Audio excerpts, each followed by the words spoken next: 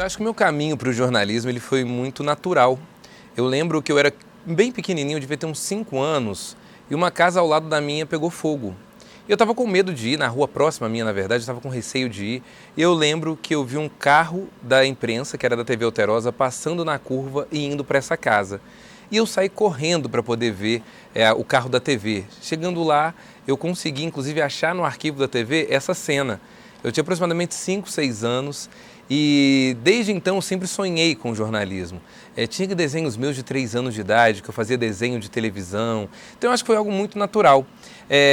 Sobre a questão da representatividade, eu acho que hoje a gente se fala muito, ainda é muito escasso o número de pessoas negras no mercado de trabalho, diante das câmeras, você tem pessoas na produção, mas ainda assim as produções quase na totalidade elas são compostas por pessoas brancas, na maioria das vezes de classe média, que nunca tiveram, por exemplo, numa periferia para entender o que de fato acontece. E grande parte das vezes elas noticiam a periferia, ainda mais quando a gente fala sobre jornalismo local, né?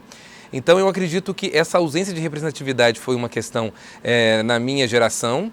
Acho que isso tem mudado bastante. Tinha a Glória Maria, né? Tinham alguns já jornalistas que estavam há muitos anos no mercado de trabalho aí, já estavam atuando diante das câmeras, mas ainda assim você percebe que se eu pedir para citar 5, a gente não lembra. Na maioria das vezes, o negro, quando ele estava na televisão, ou era em relação a jornalismo policial, ou quando era uma questão mesmo jornalística, era em temas muito complicados, né? Até mesmo como ele era retratado em novelas, como ele era retratado no humor, muitas das vezes, até mesmo homens pretos LGBTs, quando estavam aí em algum tipo de minissérie, algum tipo de conteúdo humorístico na televisão, era motivo de chacota. Então você não tinha muito como olhar para essas figuras e personalidades e reconhecer o que hoje a gente reconhece, né? Como essas pessoas foram fundamentais para abrir espaço e também para serem reconhecidas por quem ainda quer e deseja sonhar também com o audiovisual.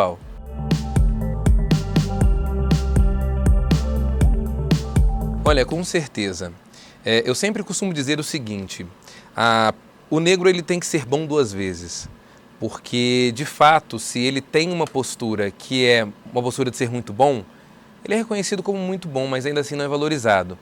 E se você for bom 2 vezes, aí sim você pode ter uma possibilidade de ser como os outros que estão ali são. Não é? Eu lembro de uma situação que eu passei, por exemplo, eu era editor-chefe numa emissora, e aí chegou na época o então diretor-geral apresentando um por um, quem era quem, e ele chegou falando assim, esse aqui é o fulano, é o nosso produtor, ele é muito bom, ele faz isso assim, assim, assim. Esse aqui é o fulano de tal, ele trabalha aqui dentro na parte do áudio, esse é o repórter, esse é o editor.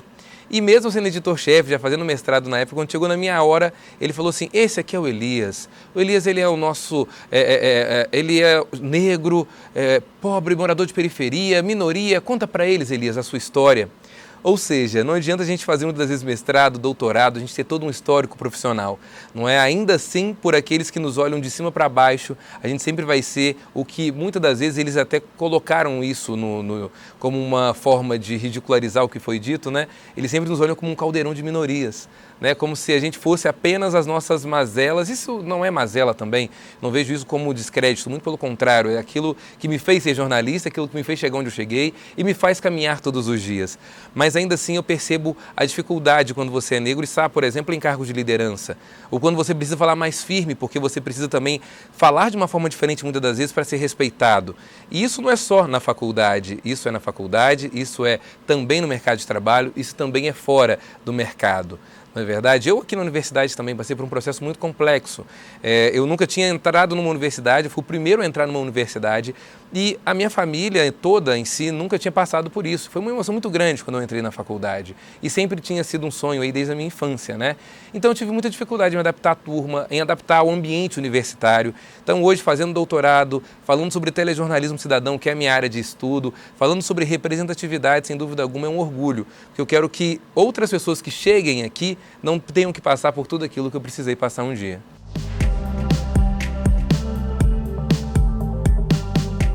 Eu percebo uma mudança, eu acho que essa mudança ela vem ao longo do tempo, a presença de pessoas pretas no mercado vem se destacando, vem sendo possível, você tem pessoas pretas ótimas que apresentam jornais, são jornalistas, são repórteres, não estão apenas em cargos de produção. Porém, eu ainda tenho uma certa crítica, a banalização mesmo da figura de pessoas pretas no mercado de trabalho, ainda mais no audiovisual. Em algumas vezes, quando se coloca, por exemplo, uma pessoa preta para fazer algum tipo de quadro, para fazer algum tipo de programa, para falar sobre algum assunto, geralmente assuntos que são estereotipados e nem sempre assuntos que de fato trazem um aspecto geral ou trazem um aspecto plural, né, da realidade, do ser humano, da vida, e isso acaba também dificultando uma luta coletiva. Não é? Eu sempre falo muito sobre isso porque é raro a gente ver pessoas que são, por exemplo, de periferia que já estiveram numa emissora de televisão. Seja para conhecer a emissora, seja para poder bater papo com alguém ali, com um repórter, entender como a notícia funciona. E hoje a gente tem visto aí as consequências, não é? Quando o jornalista, seja ele negro ou não, está fora do mercado ou dentro do mercado, mas não vivencia os seus problemas, você acaba se tornando apenas um jornalista de produção. E o repórter, ainda mais se ele vier de uma situação de periferia, se ele for uma pessoa negra, se for uma mulher, a luta tem que ser uma luta constante, diária, mas é uma luta cotidiana. Então acaba não fugindo muito dessa perspectiva. Eu acho que o mercado já se expandiu, mas é bem pequeno perto do número de pessoas boas que ainda continuam por aí lutando e buscando por estes espaços.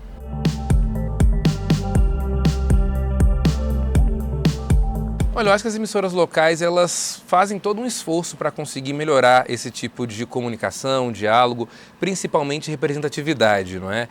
Hoje, por exemplo, o telejornalismo da TV Alterosa busca mostrar muito, não apenas através da contratação de pessoas pretas e mulheres dentro das redações jornalísticas, através da Juliana Zoid, que é a nossa editora-chefe, como também você tem uma outra abordagem, até mesmo dentro do jornalismo policial. Não é? Se antes o jornalismo policial, que acaba sendo a linha editorial de muitas emissoras, e isso é claro, é bom destacar, vem de cima para baixo, né? Não é de baixo para cima, você hoje tem a humanização da pessoa que está ali sofrendo esse tipo de violência, muitas das vezes pelo Estado.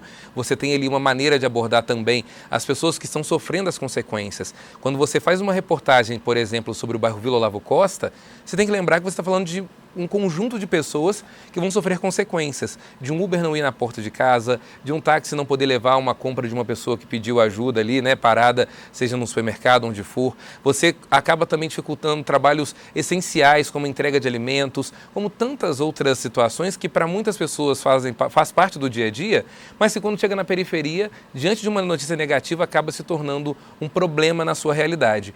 Então as emissoras hoje têm mudado muito as falas, elas têm mudado muito o contexto. Você percebe pessoas negras mostrando o trabalho através da arte, através da sua profissão, através daquilo que fazem, dando entrevistas. Você tem, por exemplo, a TV Integração, que tem um quadro muito interessante que fala exatamente sobre a vida das periferias, sobre como é que a periferia ela tem ali pessoas ótimas, excelentes, né, através do Alô Comunidade. Então, as emissoras locais, eu acredito que elas estão ainda trabalhando para que este contexto seja um contexto comum. A gente não está pedindo para ser um contexto exclusivo, mas sim que faça parte da normalidade, não é? Então eu acredito que tantos editores na TV Integração, tanto na TV Alterosa hoje em Juiz de Fora, buscam isso. E isso a gente vê também no Tribuna de Minas, com as reportagens, a gente percebe que a forma como as universidades, as faculdades têm lidado com o tema e a sociedade como um todo tem favorecido sim com que a situação localmente melhore, mas ainda há muito o que caminhar.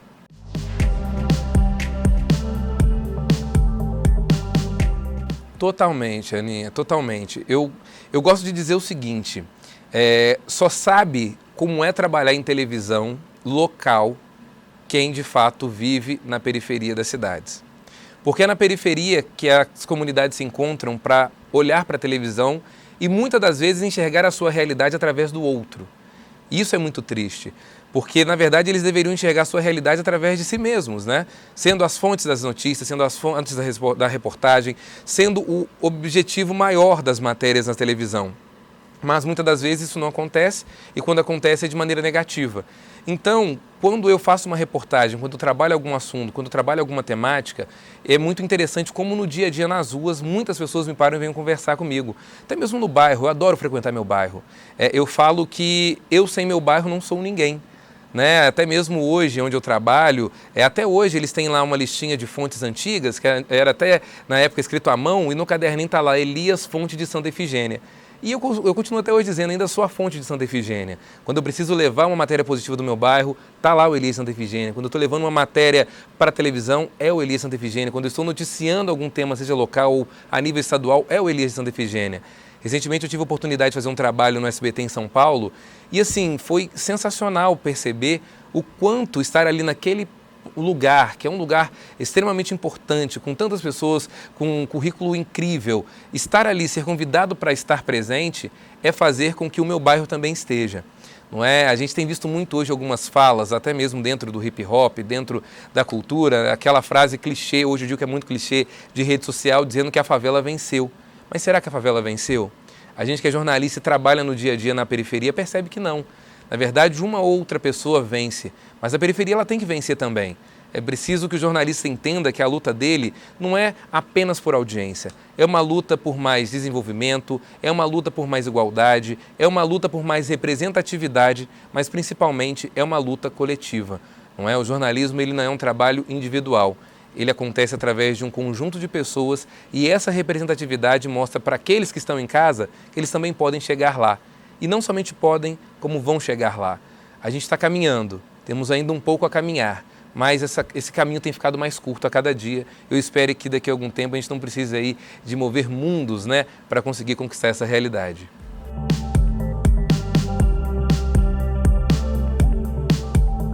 É baixíssima.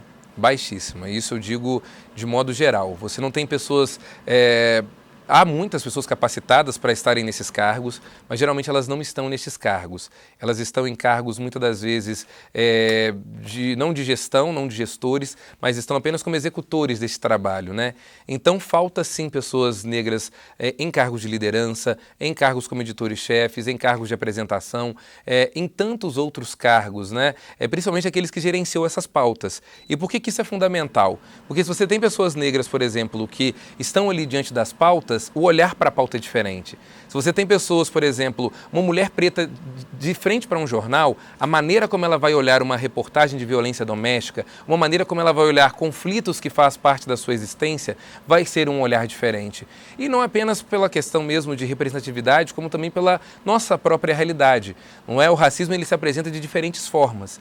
Se você é um profissional, você é um advogado, preto, você vai sofrer o racismo de uma maneira. Se você é um jornalista preto, você vai sofrer o racismo de outra forma. Se você é um médico, se você é um promotor de justiça, ou se você é uma empregada doméstica, ou se você é um gari, a maneira como você vai sofrer racismo, ela é diferente em cada um desses espaços. Mas esse racismo existe. Prova disso é o número de pessoas em cargos de liderança, tanto das emissoras de televisão, ou até mesmo, vamos lá pegar aí os grandes aglomerados de comunicação, né? Quantos ex-aglomerados as pessoas negras são aí, de fato, filhos ou filhas, netos ou netas? Não vem na cabeça ninguém. Então a gente percebe que até hoje ainda estamos aí buscando um espaço dentro de todo esse processo de comunicação. Acho que com a internet agora isso vai começar a mudar. Eu acredito muito que novos jornalistas vão chegar agora querendo ser jornalistas independentes, criando portais de notícia, conseguindo aí quebrar esse monopólio que ainda existe, porque é um monopólio que também traz muitas consequências, tanto na questão da representatividade, como também na questão geral, não é?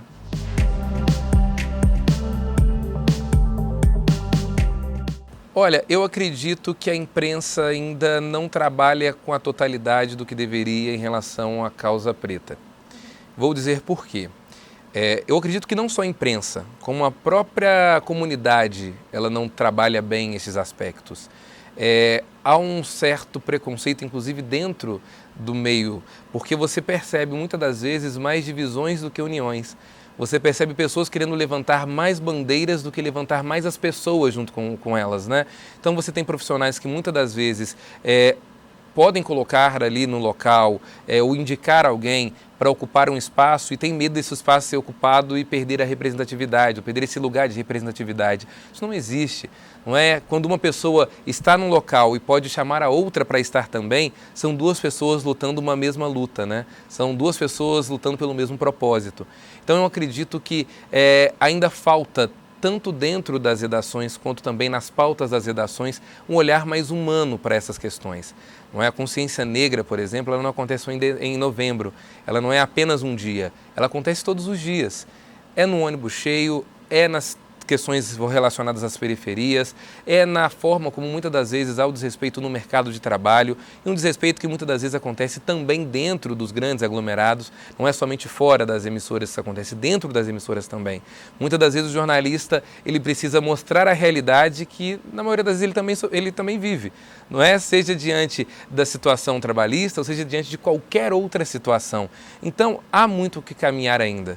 É preciso dar voz, mas também vez para que as pessoas negras consigam conquistar cada vez esses espaços. E se preocupar menos com rótulos, sabe? A gente às vezes quer discutir muito, a gente fala causa negra, causa preta. Não, nós falamos de uma causa muito maior. Claro que discutir muitas das vezes nomenclaturas faz parte, claro que trazer um novo contexto para uma palavra que tem um tom pejorativo é importantíssimo. Mas tão importante quanto aquilo é conscientizar as pessoas que não entendem o porquê que essa causa existe, o porquê que há tantas pessoas aí em cargos de apresentação e de reportagem e a minoria delas são negras e estão ocupando essas áreas.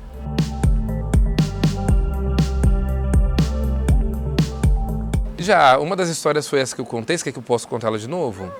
Vocês pegam ela? Essa situação que eu contei para vocês, eu acho que ela foi a mais forte.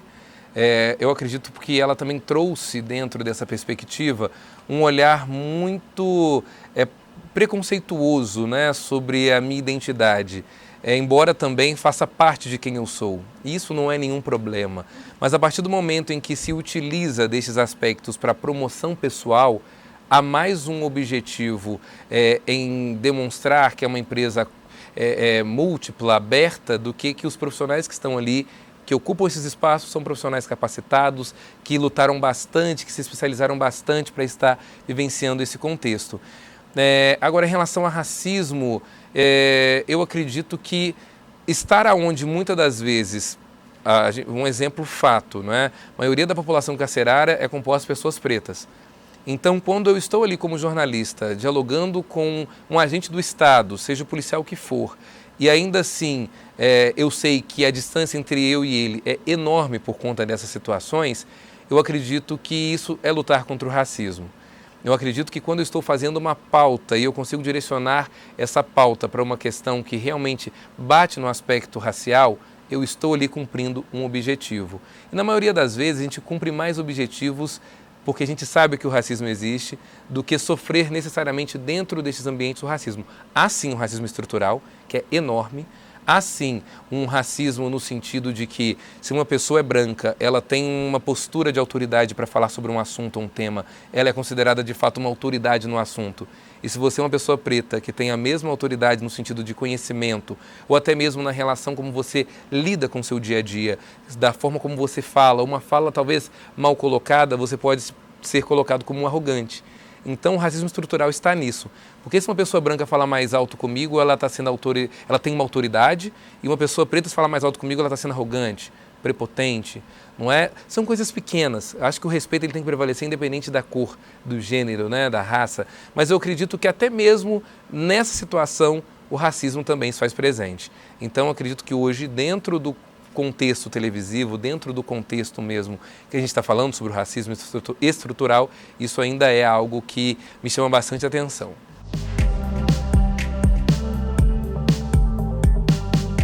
Eu acredito que o grande problema hoje é que cada dia mais há menos profissionais nas produções de televisão.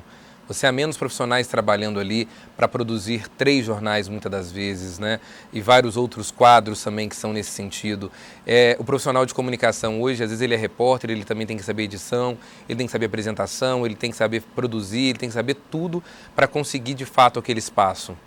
Então eu acredito que hoje uma maneira de conseguir acessar mais essas pautas seria principalmente melhorando as qualidades das redações, dando possibilidade de que o jornalista consiga atender o telefone e fale com aquela senhora que mora lá do outro lado, lá no Vila Ideal, que quer passar uma sugestão de matéria, ou que mora na Vila Esperança 2 e tem um problema e quer que aquele problema seja resolvido pelo jornalista. Na maioria das vezes, as pessoas elas buscam o jornalista porque elas gritam por socorro. E quando elas percebem que o jornalista, ele é um jornalista de periferia, ele é um jornalista negro, ela percebe nele não apenas uma forma de resolver o seu problema, como ela condiciona aquilo também à sua realidade. Então ela sente uma confiança ainda maior de que aquilo vai ser solucionado. Então eu acredito que as emissoras elas precisam se adaptar ao novo, claro, porque o novo existe, mas ao mesmo tempo ela precisa se aproximar mais das pessoas. As pessoas muitas das vezes são deixadas de lado e o que é colocado na frente é o lado institucional. É a fala da Polícia Militar, é a fala da Polícia Civil, é a fala de professor universitário. Claro, são importantíssimos também nesse contexto da comunicação, mas aqueles que estão também de casa assistindo precisam ser ouvidos e precisam se ver também diante da televisão. Eu acho que este é o grande desafio hoje das redações e de toda a comunidade jornalística.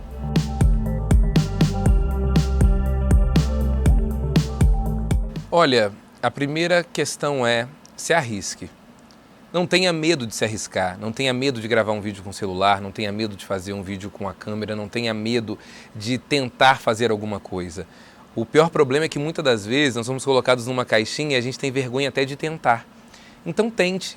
Faça, busque se aperfeiçoar. E um aperfeiçoamento que só vem através do dia a dia, só vem através do trabalho constante, diário e da vontade de cada dia mais se aproximar, não é, desses tipos de trabalhos.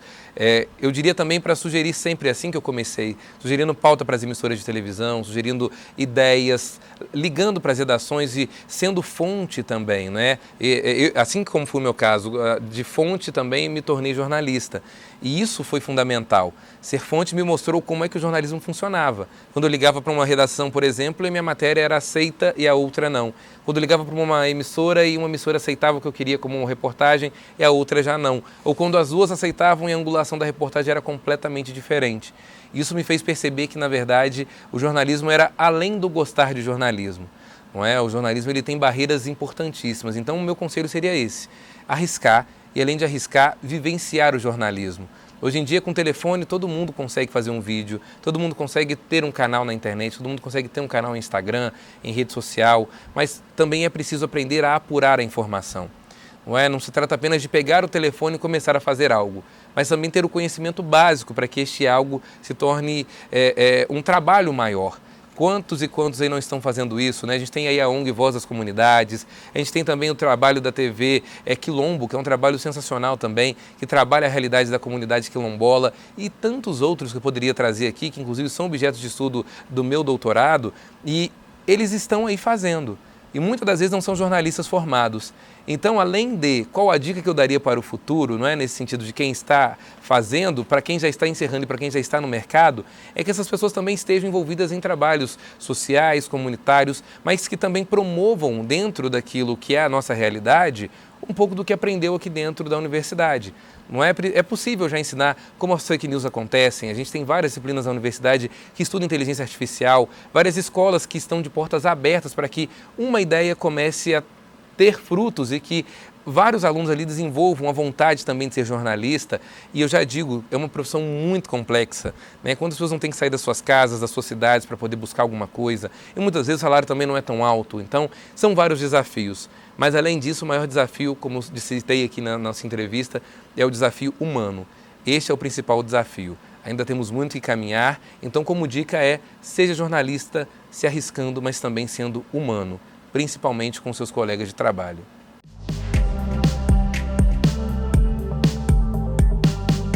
Olha, eu gostaria de ver pessoas pretas falando sobre todos os assuntos sem que o fato delas serem negras seja o principal destaque do seu trabalho, sabe? Eu acho maravilhoso quando a gente tem pessoas negras que, por exemplo, estão na medicina, são advogados, são jornalistas, são engenheiros, são grandes chefes de grandes corporações, só que é muito raro. É tão raro que hoje em dia, quando a gente vê, por exemplo, um médico negro, ele fala, caramba, eu vi um médico negro pela primeira vez, né? Ou seja, eu vi um dentista negro, olha que interessante. Mas espera aí, né? É uma pessoa que também tem ali tantos dons, estudou tanto para estar ali também, porque de fato essa questão é tão importante, porque ainda não é uma questão que faz parte do nosso cotidiano. Ainda está muito longe, ainda é preciso caminhar muito. Nessa fala de que legal há um médico negro, há uma outra frase aí no meio disso, né? Há uma outra questão no meio disso. Olha só quantos são negros e gostariam de ser médicos e não podem ser e não são. Então eu acho que o principal desafio é esse. as pessoas negras estarem inseridas nesse contexto e que esse contexto faça parte da nossa realidade, que se normalize estarmos também nestes cargos, nesses espaços, para que a gente não precise ficar aí pedindo, né, por mais representatividade, principalmente durante aí o mês de consciência negra, como a gente sempre vê na televisão ou em outros portais aí de notícias da sociedade.